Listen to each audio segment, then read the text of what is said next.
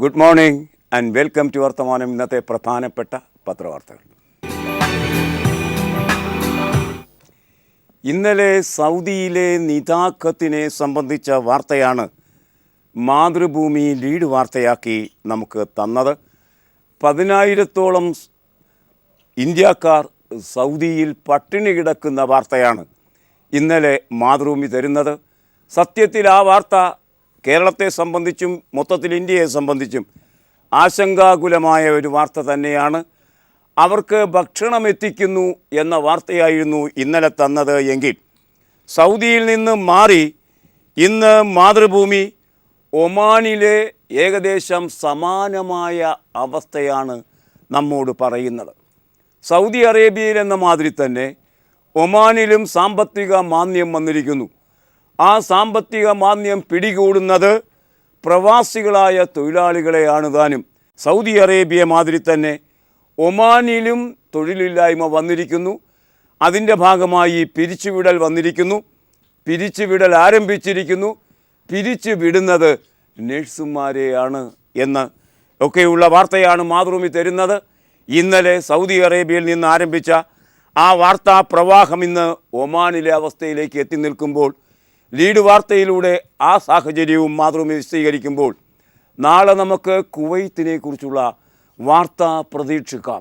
അങ്ങനെ ഓരോ അറബി രാജ്യങ്ങൾ സാമ്പത്തിക പ്രതിസന്ധിയിൽ ഏർപ്പെടുന്ന സമയത്ത്, പിരിച്ചുവിടൽ ആസന്നമാകുന്ന സമയത്ത് ആശങ്കാകുലമാകുന്നത് മലയാളികളുടെ മനസ്സാണ്. അതും ഇന്നലെ വിശദീകരിക്കപ്പെട്ട് കഴിഞ്ഞ കാര്യവുമാണ്. മാതൃഭൂമിയുടെ ഇന്നത്തെ ലീഡ് വാർത്ത കാണുക. ഒമാനിലും തൊഴിൽ പ്രതിസന്ധി, നഴ്സുമാരെ പിരിച്ചുവിടുന്നു. ഏതായാലും സൗദി അറേബ്യയുടെ കാര്യത്തിൽ എന്ന മാതിരി നഴ്സുമാർ പട്ടിണി കിടക്കുന്നു എന്ന വാർത്ത വന്നില്ല. സിറാജ് കാസിം കൊച്ചിയിൽ നിന്ന് വാർത്ത റിപ്പോർട്ട് ചെയ്യുന്നത് ഇപ്രകാരമാണ്. സൗദി അറേബ്യയിൽ 10,000-ലേറെ ഇന്ത്യക്കാർക്ക് തൊഴിൽ നഷ്ടപ്പെട്ടതിന് പിന്നാലെ ഒമാനിലും തൊഴിൽ പ്രതിസന്ധി. സ്വദേശീവൽക്കരണത്തിൻ്റെ ഭാഗമായി വിദേശി നഴ്സുമാരെ പിരിച്ചുവിടാൻ ഒമാൻ സർക്കാർ നടപടി തുടങ്ങി. 100-ലേറെ മലയാളി നഴ്സുമാരും ഇതിൽ പെടുന്നുണ്ട്. 3 മാസത്തെ സാവകാശം നോട്ടീസിൽ പറഞ്ഞിട്ടുണ്ടെങ്കിലും ഉടൻ തന്നെ ജോലി അവസാനിപ്പിച്ച് മടങ്ങാനാണ് ഒമാനിലെ മലയാളി നഴ്സുമാരോട് അധികൃതർ നിർദ്ദേശിച്ചിരിക്കുന്നത്. അങ്ങനെ ഇന്നലെ സൗദി അറേബ്യ ആണെങ്കിൽ ഇന്ന് ഒമാനിലെ അവസ്ഥ, അവിടുത്തെ മലയാളികളുടെ അവസ്ഥ, നഴ്സുമാരുടെ അവസ്ഥ മാതൃഭൂമി തരുന്നു. ഇനി സൗദി അറേബ്യയിലെ അവസ്ഥ ഇപ്പോഴെന്താണ്? ഇന്നലെ നാം കണ്ട വാർത്തയുടെ തുടർ വാർത്ത ഇന്ന് സൗദി അറേബ്യയുമായി ബന്ധിപ്പിച്ച് വരുന്നുണ്ട്. ആ കാര്യവും മാതൃഭൂമി പ്രധാനപ്പെട്ട ലീഡ് വാർത്തയ്ക്കൊപ്പം ഒരു പെട്ടി വാർത്തയിൽ തരുന്നു. സൗദി അറേബ്യയിലെ ആളുകൾ പട്ടിണി കിടക്കുന്ന ഇന്ത്യക്കാരെ ഭക്ഷണം കൊടുത്ത് സംരക്ഷിച്ചുകൊണ്ട് മാത്രം കാര്യം തീരുന്നില്ലല്ലോ. അതുകൊണ്ട് മന്ത്രി VK സിംഗ് ഇന്ന് സൗദി അറേബ്യയിലേക്ക് പോകുന്നു. സുഷമ സ്വരാജ് ആവശ്യപ്പെട്ട പ്രകാരമാണ് അദ്ദേഹം പോകുന്നത്. ആ വാർത്ത മാതൃഭൂമി ഇന്ന് ഒന്നാമത്തെ വാർത്തയ്ക്കൊപ്പം തരുന്നു. അതിങ്ങനെയാണ്.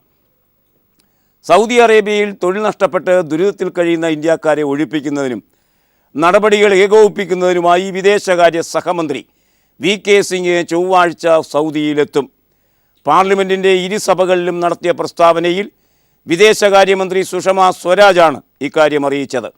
10,000-ലേറെ ഇന്ത്യക്കാർ അവിടെ കുടുങ്ങിക്കിടപ്പുണ്ടെന്നും മടങ്ങാൻ ആഗ്രഹിക്കുന്ന എല്ലാവരെയും തിരികെ എത്തിക്കുമെന്നും മന്ത്രി പറഞ്ഞു.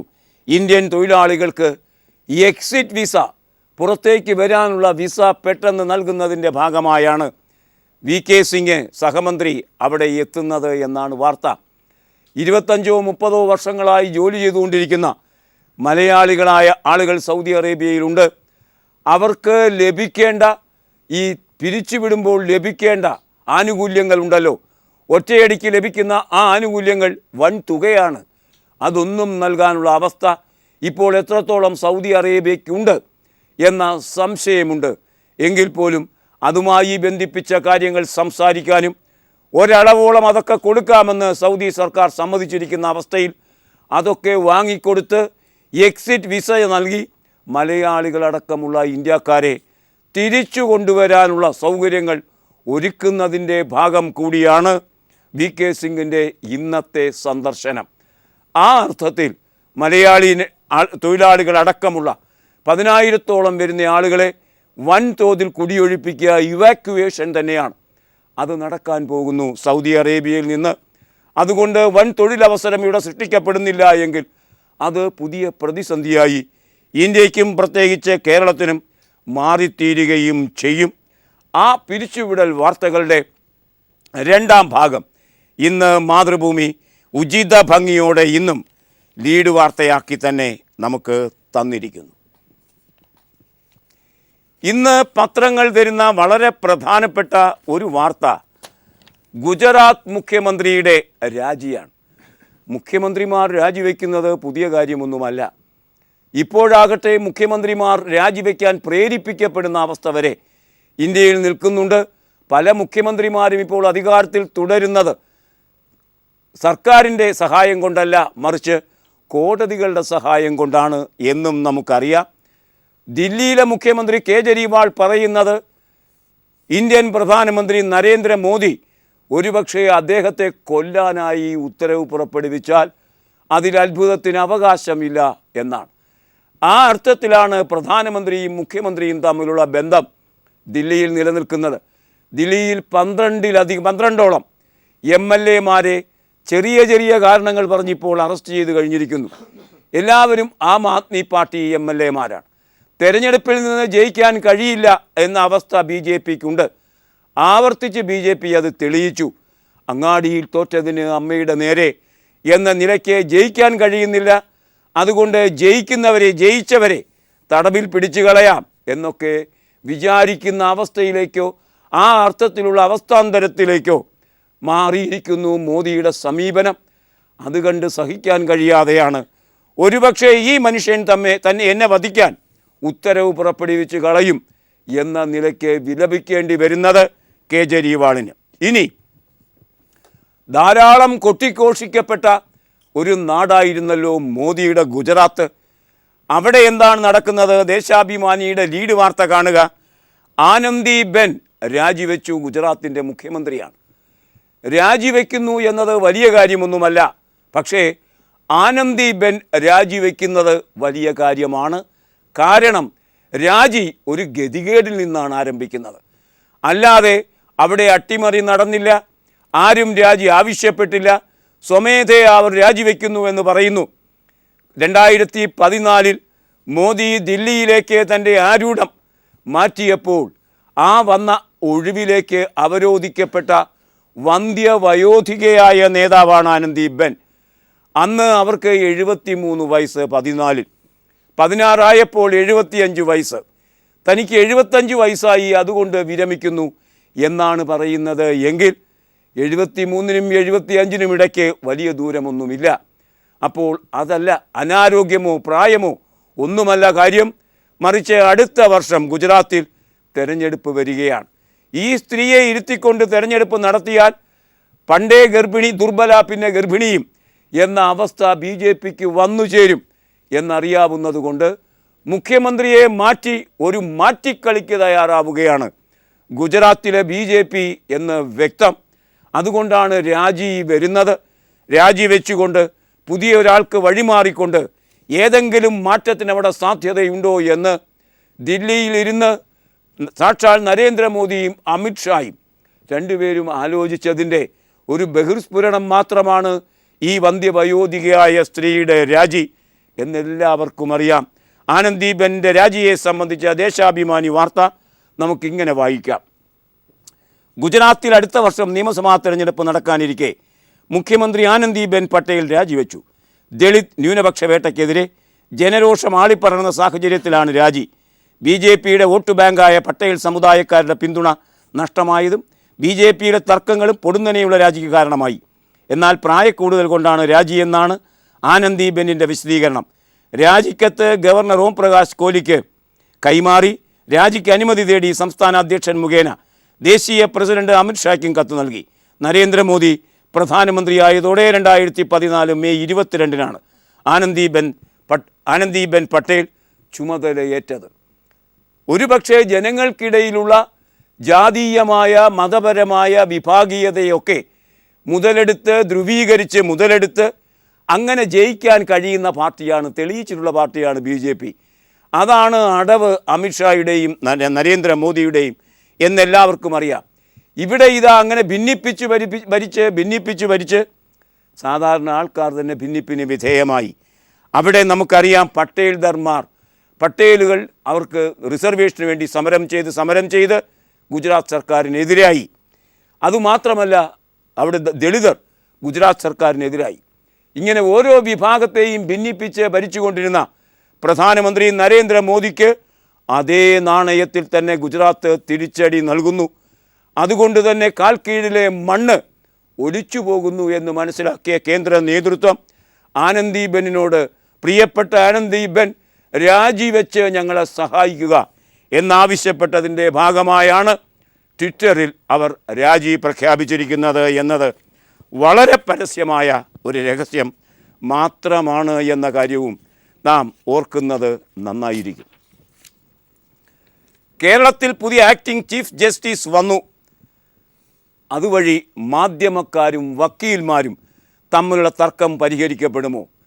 കഴിഞ്ഞ 10 ദിവസങ്ങളായി കേരളത്തിൻ്റെ പത്രങ്ങളൊക്കെ ദൃശ്യമാധ്യമങ്ങളൊക്കെ ആഘോഷപൂർവ്വം കൊണ്ടാടിയ വലിയ വാർത്തയായിരുന്നു ഈ ഇരുകൂട്ടരും തമ്മിലുള്ള തെരുവിലെ യുദ്ധം. ഒരു ഭാഗത്ത് കറുത്ത ഗൗണിട്ട വക്കീലന്മാരും മറുഭാഗത്ത് മാധ്യമപ്രവർത്തകരും കോടതിക്ക് പുറത്തും അകത്തുമായി നിന്ന് കല്ലെറിയുക, കുപ്പിയെറിഞ്ഞ് കളിക്കുക, കയ്യിൽ കിട്ടിയാൽ തമ്മിൽ അടിക്കുക, ഇടിക്കുക, കുത്തുക തുടങ്ങിയ മൃഗയാ വിനോദങ്ങളിൽ ഇരുകൂട്ടരും ഏർപ്പെട്ടുകൊണ്ടിരുന്നു എന്നതാണ് വസ്തുത. ആർക്കാണ് മൂപ്പിളവ് എന്ന തർക്കമായിരുന്നു മുമ്പാണെങ്കിൽ അംഗം വെട്ടി തീരുമാനിക്കേണ്ട ആ വിഷയം ഇപ്പോൾ ചർച്ചയിലൂടെ തീരുമാനിക്കപ്പെടുന്നു. കഴിഞ്ഞ 10 ദിവസമായി അലങ്കോലങ്ങൾ ഉണ്ടാക്കിക്കൊണ്ടിരുന്ന ആ വാർത്ത, അത്തരം വാർത്തകൾ അലങ്കോലങ്ങൾ ഉണ്ടാക്കിക്കൊണ്ടിരുന്നപ്പോൾ ഈ പങ്ക്തി നിശബ്ദമായിരുന്നു. കാരണം ആരോഗ്യപരമായ കാരണങ്ങളാൽ ഇതിൽ സംബന്ധിക്കാൻ കഴിയുമായിരുന്നില്ല. ആ വാർത്ത അതുകൊണ്ട് ഗൗരവതരമായ റിപ്പോർട്ടിങ്ങിന് വിധേയമായിരുന്നില്ല ഈ പങ്ക്തിയിൽ.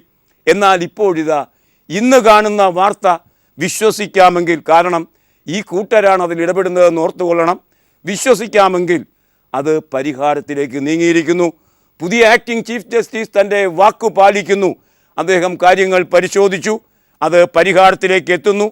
മാധ്യമ സമിതി രൂപീകരിക്കപ്പെട്ടിരിക്കുന്നു. ഒരു വേദിയായി ഇനി ചർച്ച ചെയ്ത് പരിഹരിക്കാൻ എളുപ്പമാണ്. ആ വാർത്ത മലയാള മനോരമ വർത്തമാനം പുറത്ത് നമുക്ക് തരുന്നുണ്ട്. ആ വാർത്തയുടെ വിശദാംശങ്ങൾ ഒരുപക്ഷെ കോടതികളും മാധ്യമങ്ങളുടെ റിപ്പോർട്ട് രംഗവും മീഡിയ മുറിയും ഒക്കെ പഴയ നിലവാരത്തിലേക്ക് തിരിച്ചു വരുന്ന ആ നല്ല വാർത്തയുടെ വിശദാംശങ്ങളിലേക്ക് മനോരമ വാർത്തയുടെ വിശദാംശങ്ങളിലേക്ക് നമുക്ക് സഞ്ചരിക്കാം. ഒരു ചെറിയ പരസ്യ ഇടവേളയ്ക്ക് ശേഷം. സർക്കാർ വാഗ്ദാനം ചെയ്തത് മാതിരിയുള്ള മാധ്യമ സമിതി രൂപീകരിച്ചു കഴിഞ്ഞിരിക്കുന്നു. ആ വാർത്ത ഇപ്രകാരമാണ്: മാധ്യമ പ്രവർത്തകരും അഭിഭാഷകരും തമ്മിലെ തർക്കം പരിഹരിക്കാൻ അഡ്വക്കേറ്റ് ജനറൽ അധ്യക്ഷനായി സമിതി രൂപീകരിച്ചു. സർക്കാർ ഉത്തരവായി AGയുടെ കത്തിൻ്റെ അടിസ്ഥാനത്തിലാണ് കമ്മിറ്റി രൂപീകരിച്ചത്. ഈ കമ്മിറ്റിയിൽ ബാർ അസോസിയേഷന് പ്രതിനിധികളുണ്ടാകും. അതുപോലെ തന്നെ മാധ്യമപ്രവർത്തകരുടെ സംഘടനയുടെ പ്രതിനിധികളും മറ്റ് അധികാരികളുമൊക്കെ ഉണ്ടാകും. ഈ ആക്ടിംഗ് ചീഫ് ജസ്റ്റിസ് വന്നപ്പോൾ പുതിയ ആക്ടിംഗ് ചീഫ് ജസ്റ്റിസ് പറഞ്ഞത് വളരെ പെട്ടെന്ന് താൻ ആ പ്രശ്നം പഠിച്ച് പരിഹാരത്തിലേക്ക് നീങ്ങുമെന്നാണ്. സർക്കാരിൻ്റെ സമിതി വന്നു കഴിഞ്ഞിരിക്കുന്നു. ആക്ടിംഗ് ചീഫ് ജസ്റ്റിസ് രംഗത്തെത്തിയിരിക്കുന്നു. അതുകൊണ്ട് ഈ കാര്യങ്ങൾ പരിഹാരത്തിലേക്ക് എത്തും എന്ന് തന്നെ നമുക്ക് ഉറപ്പിക്കാം. തെരഞ്ഞെടുപ്പ് കഴിഞ്ഞപ്പോൾ UDF തോറ്റു. തോൽവി എന്നത് UDFനെ സംബന്ധിച്ച് ഇത് ആദ്യത്തെ അനുഭവമൊന്നുമല്ല. ഒരിക്കൽ UDF, പിന്നെ LDF, പിന്നെ ഒരിക്കൽ UDF എന്ന ക്രമത്തിലാണ് ഇവിടെ ഭരണം മാറുന്നത്. അതുകൊണ്ട് ഒരിക്കൽ ജയിച്ചാൽ അടുത്ത തവണ തോൽക്കും.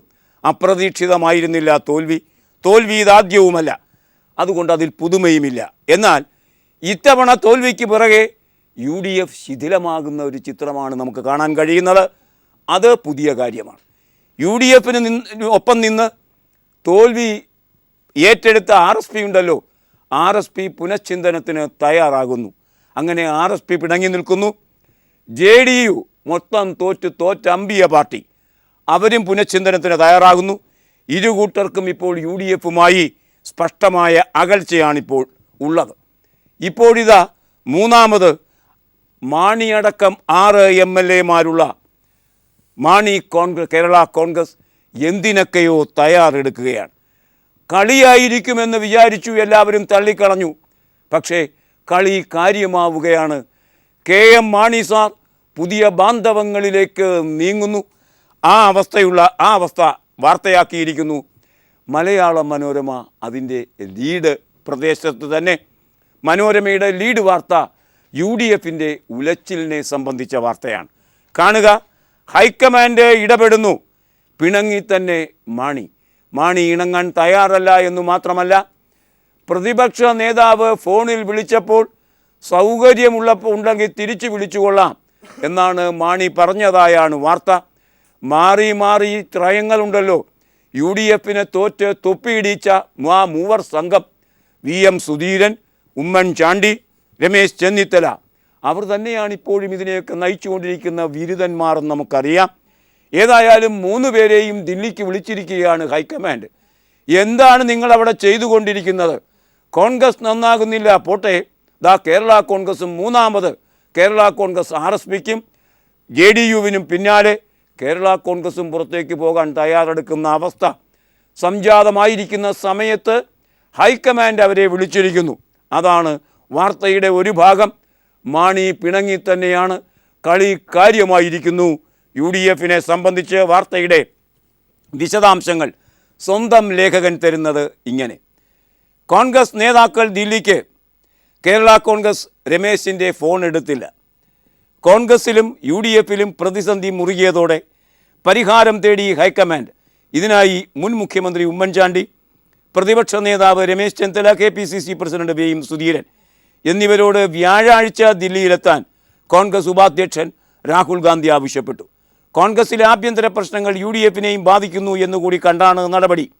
എന്നാൽ ഇടഞ്ഞു നിൽക്കുന്ന കേരള കോൺഗ്രസ് ചെയർമാൻ മാണി അനുരഞ്ജന നീക്കങ്ങളോട് മുഖം തിരിക്കുകയാണ്. തന്നെ ബന്ധപ്പെടാൻ ശ്രമിച്ച രമേശ് ചെന്നിത്തലയോട് ഫോണിൽ സംസാരിക്കാൻ അദ്ദേഹം കൂട്ടാക്കിയില്ല. നിയമസഭാ തെരഞ്ഞെടുപ്പിലെ വൻ തിരിച്ചടിക്ക് ശേഷം കോൺഗ്രസിൽ എന്തു വേണമെന്ന് തീരുമാനിക്കാനാണ് നേതൃത്വത്തെ രാഹുൽ വീണ്ടും ഡൽഹിക്ക് ക്ഷണിച്ചത്.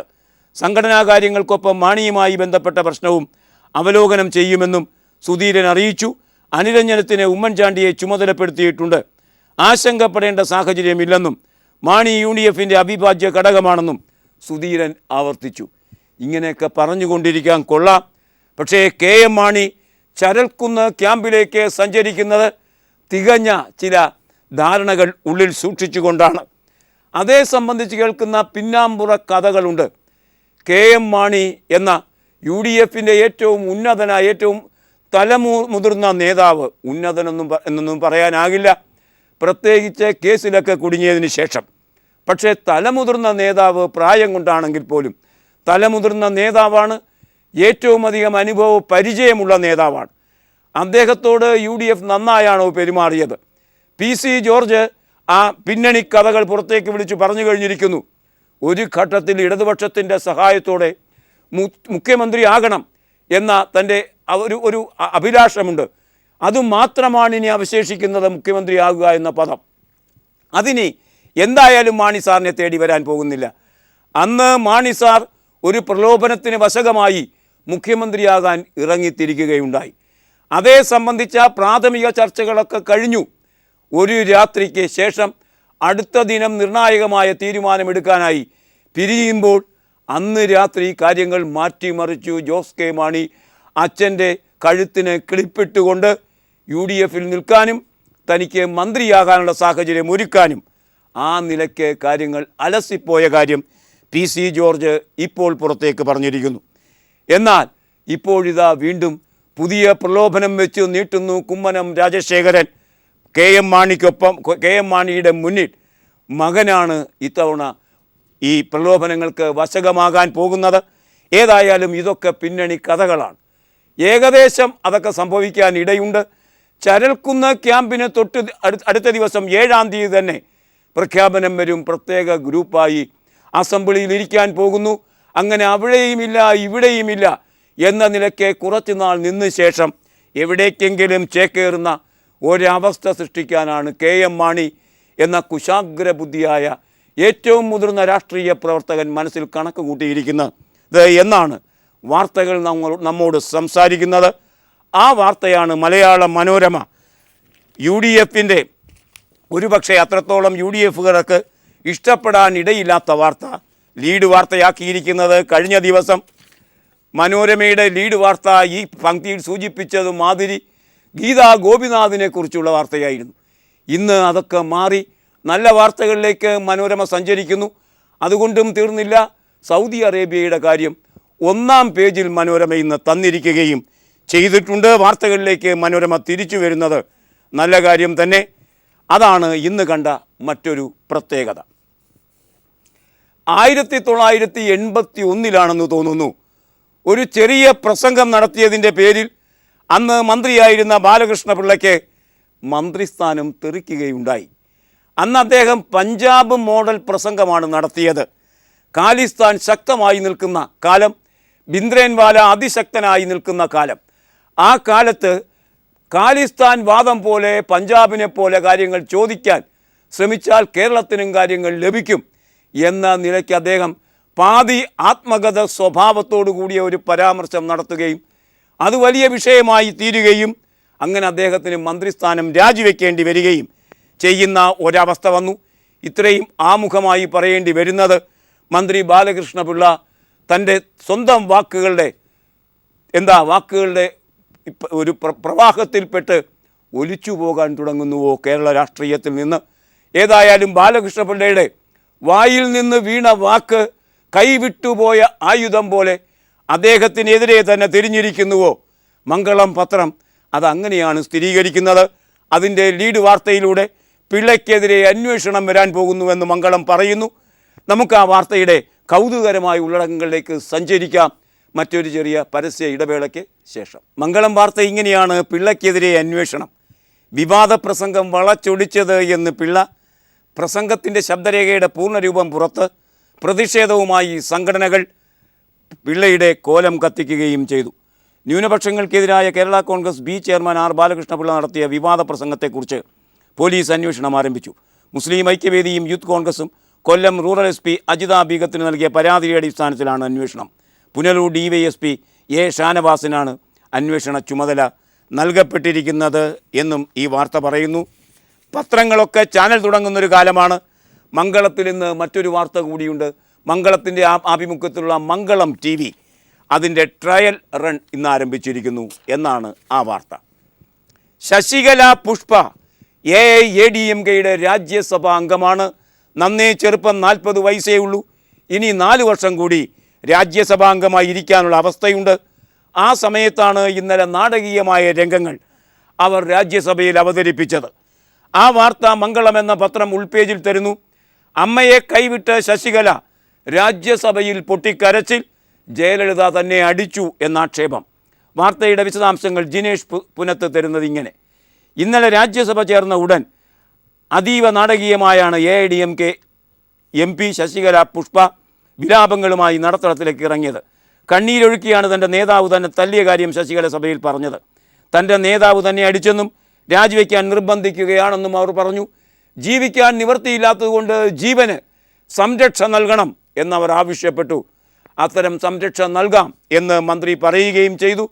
കോൺഗ്രസിലേക്കുള്ള നീങ്ങാനുള്ള പുറപ്പാടിലാണത്രേ ഈ 40-കാരിയായി ആയമ്മ ശ്രമിക്കുന്നത് എന്ന് പിന്നാമ്പുറ വാർത്തയുണ്ട്. ഏതായാലും ഈ ബഹളങ്ങൾക്കുള്ള യഥാർത്ഥ കാരണം എന്ത് എന്നുകൂടി മംഗളം മറ്റൊരു വാർത്തയിൽ പറയുന്നു. യഥാർത്ഥ കാരണം 40-കാരിക്ക് സംഭവിച്ച പുതിയ പ്രണയമാണത്രേ. കാണുക. പ്രണയമോ കലഹമോ? ശശികല ശിവ ബന്ധം ചികഞ്ഞ് തമിഴ് മാധ്യമങ്ങൾ.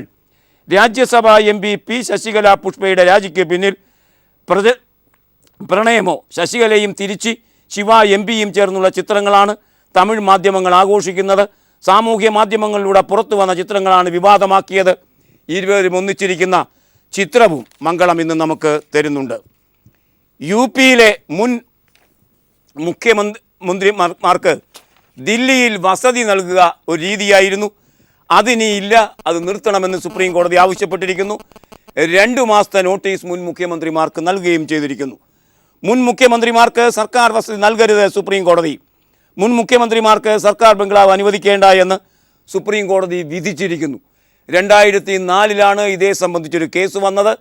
2014 അത് വിചാരണയ്ക്കെടുത്തത്. 2016 വിധി വരുമ്പോൾ കേസിൻ്റെ ആയുസ് 12 വർഷം. എന്നാലും ഇനി വസതികൾ വിട്ടുകൊടുക്കേണ്ടി വരും എന്ന് തന്നെയാണ് ഈ ബന്ധിപ്പിച്ച വാർത്ത നമ്മോട് പറയുന്നത്.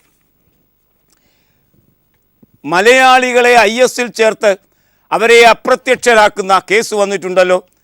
ഒരു സ്ത്രീ ഇതുമായി ബന്ധിപ്പിച്ച് അറസ്റ്റിലാക്കപ്പെട്ട വാർത്ത മാധ്യമം 1-ാം പേജിൽ തരുന്നു. മലയാളികളുടെ തിരോധാനം, ബീഹാർ സ്വദേശിനി അറസ്റ്റിൽ. പടന്നയിലെയും തൃക്കരിപ്പൂരിലെയും തിരോധാന കേസുമായി ബന്ധപ്പെട്ട് ബീഹാർ സ്വദേശിനി യാസ്മിനെ ദില്ലിയിൽ അറസ്റ്റ് ചെയ്തു. ഇവർ 4 വയസ്സുള്ള കുഞ്ഞുമായി ദില്ലി വിമാനത്താവളത്തിൽ നിന്ന് കാബൂളിലേക്ക് പോകാൻ എത്തിയപ്പോഴാണ് അറസ്റ്റിലായത്. കേരള പോലീസ് കസ്റ്റഡിയിലെടുത്ത ശേഷം കാസർഗോട്ടാണ് അറസ്റ്റ് രേഖപ്പെടുത്തിയിരിക്കുന്നത് എന്നാണ് ഈ വാർത്ത പറയുന്നത്. ഇനി ഇന്നത്തെ കാർട്ടൂൺ.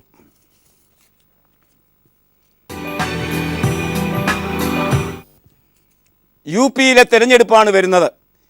ഇന്ത്യയുടെ ഭാഗധേയം തീരുമാനിക്കുന്ന തെരഞ്ഞെടുപ്പാണ് UP-യിൽ നടക്കാൻ പോകുന്നത് എന്ന് എല്ലാവർക്കും അറിയാം. എല്ലാ പാർട്ടികൾക്കും അത് അങ്ങേയറ്റം പ്രധാനപ്പെട്ട ഒരു തെരഞ്ഞെടുപ്പാണ്. നമുക്ക് ഈ കാർട്ടൂൺ ഒന്ന് കാണാം. കാണുക, കാർട്ടൂൺ കാണുക.